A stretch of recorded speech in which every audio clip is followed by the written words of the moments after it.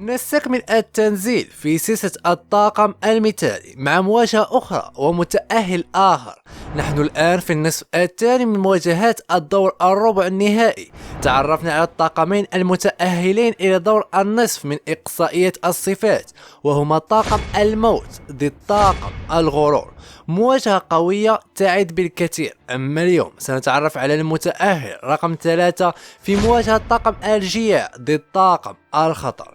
طاقم الجياع هو طاقم قوي وتأهل على حساب الأغبياء، فيما طاقم الخطر فقد أقصى بشكل مفاجئ طاقم الهدوء الذي عول عليه الكثير منكم لينافس بقوة في الإقصائيات.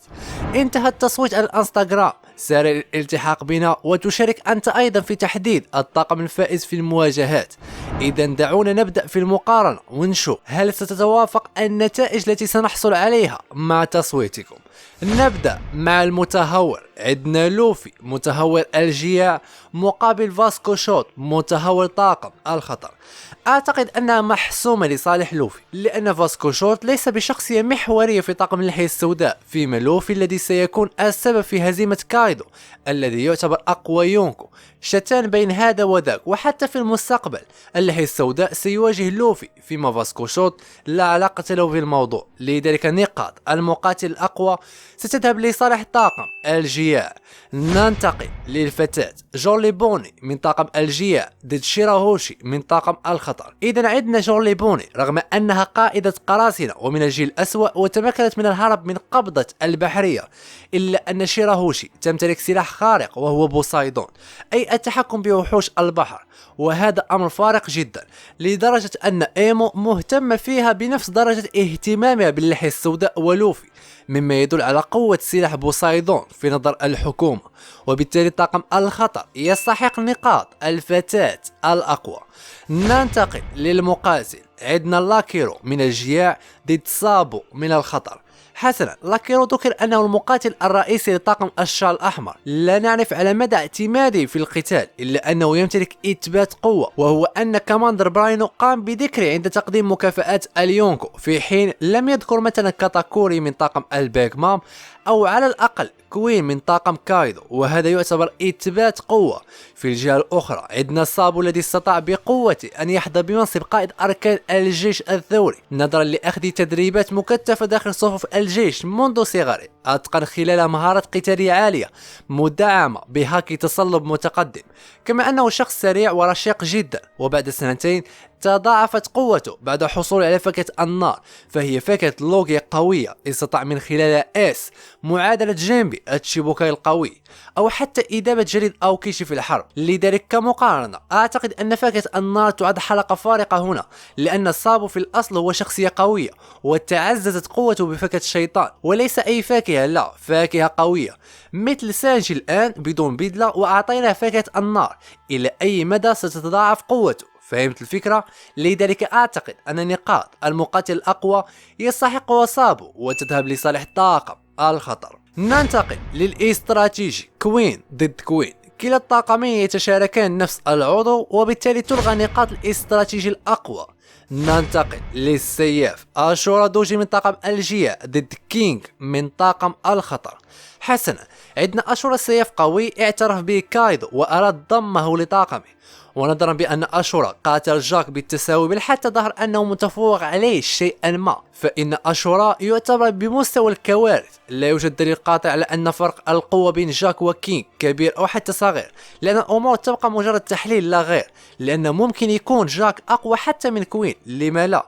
لكن بما أن كينغ هو الكارثة الأولى وله سلطة واضحة بين الكوارث وحتى تصرفاته تظهر بأنه أقوى، فسأعطي الأفضلية لكينغ صراحة، لأن أصلا أشورا شخص بدين ليست له رشاقة مثل كينغ السريع واللي عنده القدرة على الطيران. لذلك طاقم الخطر يستحق أن يأخذ نقاط السياف الأقوى. النتيجة الآن 3 نقاط لصالح طاقم الخطر مقابل نقطة واحدة فقط لطاقم الجياع. فرق محترم، وبإمكان طاقم الخطر أن يوسع الفارق ويضمن الفوز. أم أن الجياع ستكون لهم كلمة أخرى ويقلبون الطاولة على رؤوس الخطيرين؟ ننتظر لنرى. وصلنا الآن لمثلث القوة، القائد ونوابه. نبدأ مع النواب. اللحية السوداء البيغ مام نواب طاقم الجياع ضد اللحية السوداء ماجيلان نواب طاقم الخطر. هناك عضو مشترك بينهم نقوم بحذفه، ويتبقى البيغ مام ضد ماجيلان وجها لوجه. لا يجب التقليل من ماجيلان لأنه ذكر بأنه لو أطلق العنان لقوته لدمر السجن بالكامل، فاكهة فتاكة جدا تجعل أي عدو مهما كانت قوته في خطر دائم. لكن البيغ مام بصلابتها وقوتها الجسدية الهائلة إضافة إلى فاكهة الأرواح وجميع أنواع الهاكي، إذا البيغ مام لم ترخي دفاعها وقاتلت بدون بلاهة فالفوز لها، لأن هفوة واحدة وينتهي أمرك. نتكلم عن سم فتاك، والترياق هو وسيلة نجاتك لا غير. لذلك سنعطي نقاط النواب الأقوى لصالح طاقم الجياع. أخيرا وصلنا للقائد غارب قائد طاقم الجياع ضد دراغون قائد طاقم الخطر. مواجهة أب وابن. في العادة غالبا ما يتفوق الابن على الأب، لكن بوادر التفوق لا تظهر على دراغون، لأنه لو جينا نقارن إنجازات الطرفين دراغون 0 إنجاز، هرب من اللحية السوداء صاب قبض عليه، في حين غارب بطل البحرية من إنجاز تفكيك الروكس كاد يقتل روجر كم مرة. هناك فرق، لذلك هذه الإنجازات تعطي التفوق الكامل والصريح لغارب، وبالتالي يأخذ طاقم الجياع نقاط القائد الأقوى. إذا النتيجة النهائية التي حصلنا عليها هي 4 نقاط لطاقم الجياع مقابل 3 نقاط لطاقم الخطر. الفرق نقطة واحدة فقط، أي أن النسب المتوقعة لتصويتكم هي في حدود 60% لصالح الجياع. نشوف نتيجة تصويتكم الآن: 72% لصالح طاقم الجياع مقابل 28% فقط لطاقم الخطر.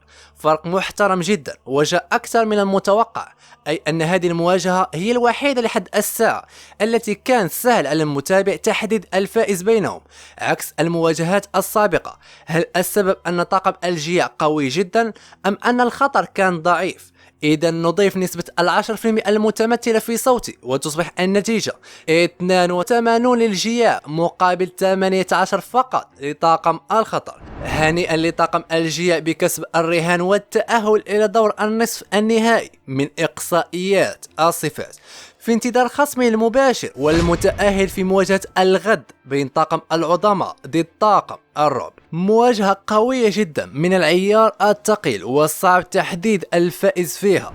التصويت قد بدأ على الانستغرام، سارع في الإدلاء بصوتك حتى تكون طرف مشارك في تحديد الطاقم الفائز والمتأهل إلى الدور الموالي.